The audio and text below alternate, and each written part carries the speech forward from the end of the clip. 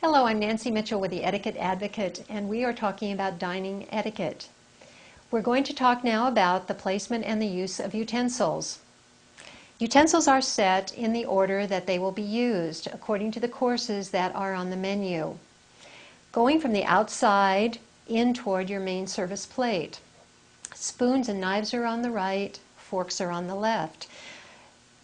This place setting would tell me that my first course is going to be soup, and this is the grip that I would use on a spoon.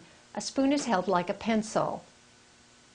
We'll talk in a minute about eating a soup course. There are two grips to remember about using a knife. A knife can be used as a cutting implement where your index finger is placed on the joint between the handle of the knife and the blade of the knife, and it is used to cut something like meat, the entree, vegetable. A fish fork is the only exception to that rule. If there is a fish knife in your place setting, that knife is held like a pencil. That grip is to ensure that you'll be able to remove bones, skin, whatever is part of your fish course. There are two styles of dining. There is the American style of dining and the European style of dining.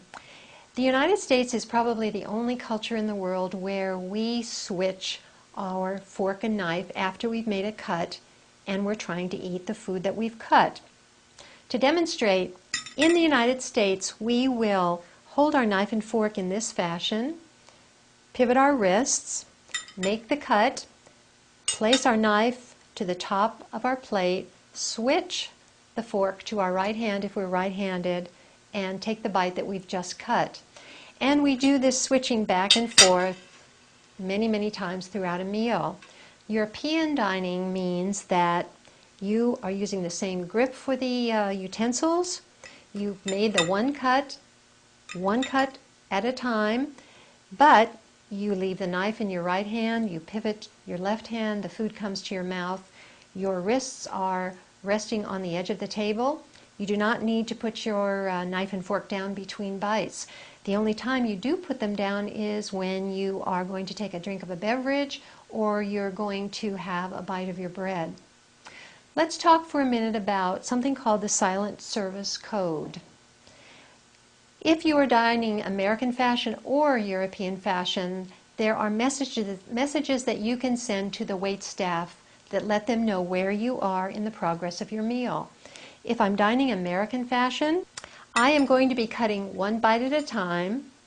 When I need to take a break to take a beverage or to leave the table for some reason, I am going to place my knife and fork in such a way that there is a space between them. They're on the right side of my plate. I'm sending a message to the wait staff that I am not finished with this course.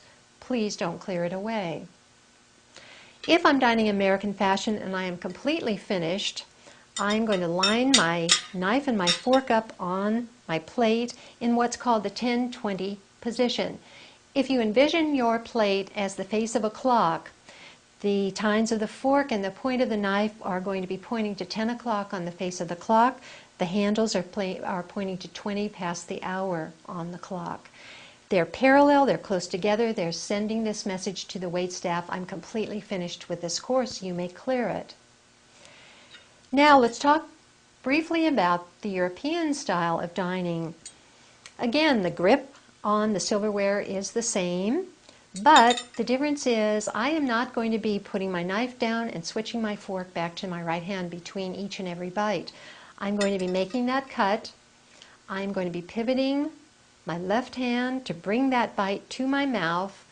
I have my elbows very close to my body. I have my wrists resting on the edge of the table.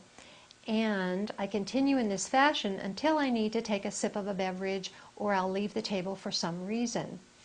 At that point, I'm dining European style. I am going to crisscross my knife and my fork to send again this silent service code to the wait staff that I am not finished with this course, please don't clear it away.